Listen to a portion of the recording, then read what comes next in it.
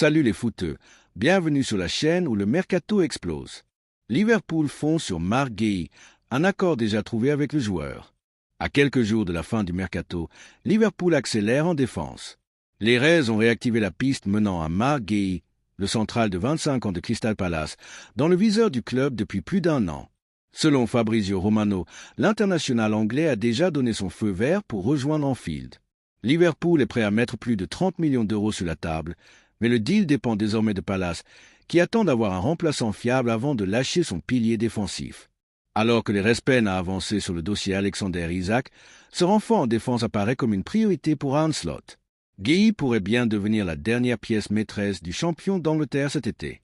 Accrochez-vous, on plonge dans les détails croustillants de ce transfert qui pourrait tout changer pour Liverpool. Si vous êtes fan des Reds, likez et abonnez-vous pour ne rien rater. Allons-y les amis. Avant de plonger dans les coulisses de ce deal, parlons de l'homme au centre de toutes les attentions, Marc Guéhi.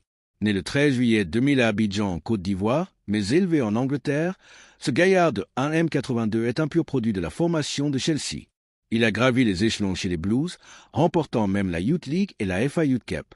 Mais comme beaucoup de talents de l'académie, il a dû s'exiler pour briller, prêt à Swansea en Championship, où il a impressionné par sa maturité, puis transfert définitif à Crystal Palace en 2021 pour environ 21 millions d'euros. Depuis, c'est l'explosion. À Palace, Guéhi est devenu un pilier incontournable. Capitaine à seulement 24 ans, il a disputé plus de 100 matchs en Premier League, marquant 4 buts et délivrant 2 assists, pas mal pour un défenseur central. Ses stats sont solides. En 2024 à 2025, il affiche un taux de passe réussi à 88%, 2,5 tacles par match et une moyenne de 4,2 duels aériens gagnés. Il est fort dans les interceptions, 1,3 par match, et excelle dans la relance depuis l'arrière, avec une vision qui colle parfaitement au style possession d'Arne Slot. International anglais avec 12 sélections, il a brillé à l'Euro 2024, formant une paire impénétrable avec John Stones. Imaginez-le aux côtés de Virgil van Dijk, un duo de géants, rapide, technique et impitoyable. Mais pourquoi Liverpool le veut tant? Les Reds ont une défense solide, mais vulnérable. Van Dijk approche des 34 ans, Konaté est souvent blessé, il a raté plus de 20 matchs la saison dernière, Gomez est polyvalent mais pas d'un pur central, et Kansa est prometteur mais encore vert. Avec les blessures récurrentes et la charge de matchs Premier League, Ligue des Champions, Coupe, Liverpool a besoin de profondeur. Guéhi, avec son expérience en PL et son potentiel, est le renfort idéal. Pas un pari risqué comme un jeune de Serie A, mais un joueur prêt à performer tout de suite. Et cerise sur le gâteau, il est anglais, ce qui booste le quota homegrown pour les listes UEFA. Qu'en pensez-vous, les fans? Guéhi, le successeur de Van Dijk? Laissez vos commentaires. Maintenant, entrons dans le vif du sujet, basé sur les infos fraîches de Fabrizio Romano et d'autres sources fiables comme les updates de Ton FIFA et Aven. Liverpool est en discussion active pour signer Guéhi immédiatement. Les Reds sont prêts à poser plus de 30 millions de livres, environ 35 millions d'euros, sur la table, avec des négociations en cours pour un package total autour de 35 à 40 millions. Et le scoop, Guéhi a déjà dit oui. Les termes personnels sont réglés. Il est emballé par le projet Slot et l'idée de jouer à Anfield. Imaginez l'excitation. Un accord verbal déjà en poche, comme l'a confirmé Romano dans sa dernière vidéo. Mais attention, le deal dépend entièrement de Crystal Palace. Les Eagles ne lâcheront pas leur capitaine sans un remplaçant solide. Palace cherche activement, avec des pistes comme J.D. Convo de Toulouse pour 20 millions d'euros ou même Manuel Akanji de Man City. Steve Parish, le chairman, l'a dit clair. Si Guéhi ne prolonge pas, son contrat expire en 2026, il faut le vendre pour éviter de le perdre gratis. Perdre un joueur valorisé à 60 millions pour rien? Catastrophe pour un club comme Palace.